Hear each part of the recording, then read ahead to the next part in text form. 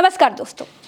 भारत देश की मीडिया, भारत देश के अखबार आपको 30 दिन 12 महीने मोदी जी का डंका बजते हुए दिखाएंगे, बताएंगे, लेकिन इस डंके के नीचे कैसे देश की शान पर दाग लग रहे हैं वो कभी नहीं बताएंगे।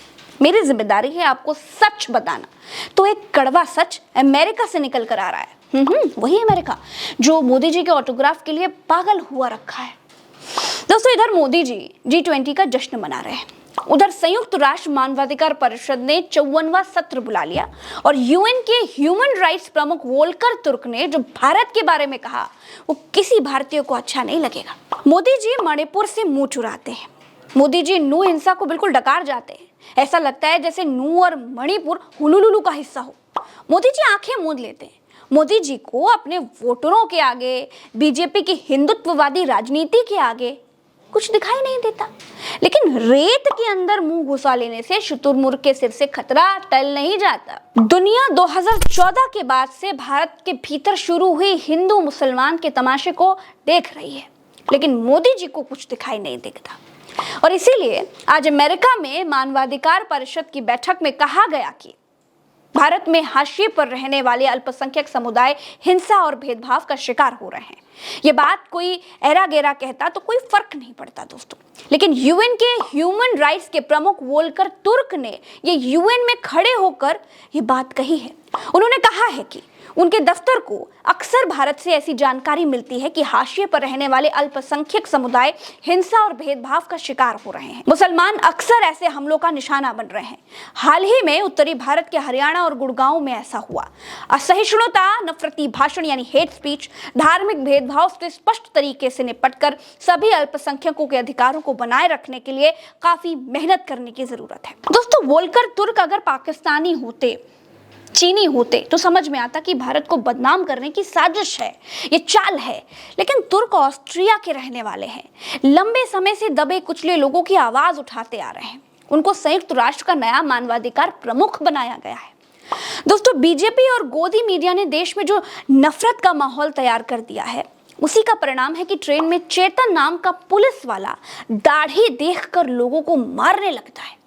उसी का परिणाम है कि लगभग धार्मिक यात्राओं में दो धर्मों में बवाल हो जाते हैं। मुस्लिमों के खिलाफ मोदी जी की भारतीय जनता पार्टी के नेताओं ने कितनी ओछे ओछे बयानबाजियां की हैं, कितने भेदभाव वाले कांड किए हैं, कितना उकसाया है, कितना भड़काया है, ये भारत में रह रहे लोगों को बताने की जरूरत नहीं है।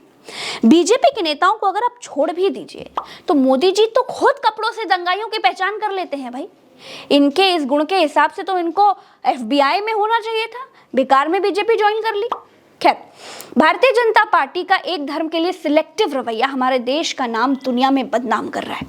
मणिपुर पर मोदी जी ने संसद के भीतर इतनी बड़ी बड़ी डींगे हाँकी थी, लेकिन मणिपुर की हालत क्या है आप जानते हैं दोस्तों? जब मैं अभी ये वीडियो बना रही हूँ ना, तब भी वहां से जातीय समुदाय में 3 लोगों के मरने की खबर आ रही है। इतना सब होने के बाद, यूएन में थू-थू होने के बाद, नू कांड के आरोपी और राइट विंग के हीरो मोनू मानेसर को गिरफ्तार किया गया। अगर यूएन में हरियाणा का मामला नहीं उठता तो यह गिरफ्तारी भी नहीं होती। यूएन से खबर आने के बाद मोनू मानेसर को गिरफ्तार किया गया। पिछले महीने विश्व हिंदू परिषद के धार्मिक जुलूस के दौरान हिंसा भड़की थी। 1 हफ्ते से ज्यादा समय तक बवाल हुआ। करीब 7 लोगों की मौत हो गई, 200 लोगों के करीब लोग घायल हो गए।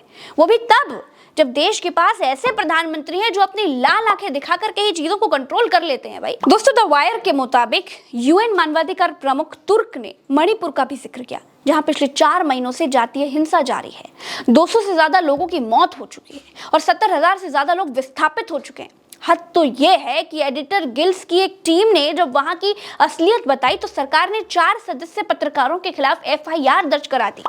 यही बातें यूएन में उठी। लेकिन राजा जी इसी बात में फूले नहीं समा रहे हैं कि उन्होंने G20 समिट करा दिया। G20 सम्मेलन दुनिया का 7वां अजूबा नहीं था जो नरेंद्र मोदी सरकार में संपन्न हो गया। ना ही G20 कुदरत का कोई करिश्मा था जो मोदी जी ने कर दिखाया, ना ही G20 को दुनिया से छीनकर नरेंद्र मोदी जी भारत लेकर आ गए। अरे, भारत G20 के ग्रुप का हिस्सा था। इस बार बैठक का खर्चा उठाने और 20 देशों के मेहमान नवाजी करने की जिम्मेदारी भारत के पास थी।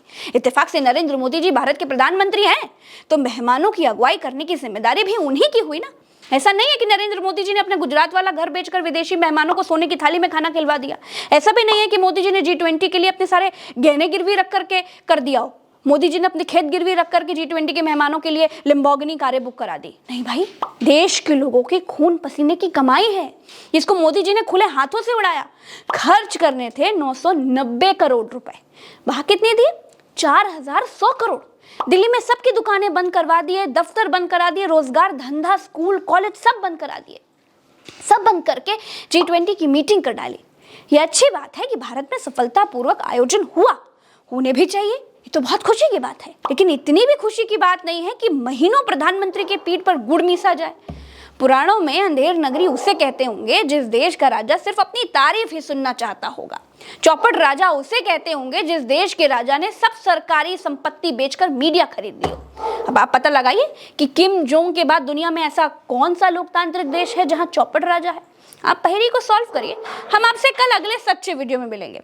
प्रज्ञा के पन्ना को सब्सक्राइब जरूर कीजिएगा और प्रज्ञा के पन्ने में आप जो सच देखते हैं वो आपको कोई गोदी मीडिया नहीं दिखाएगा, इसीलिए सब्सक्राइब जरूर कीजिएगा। चलते हैं, राम राम, दुआ सलाम, जय हिंद।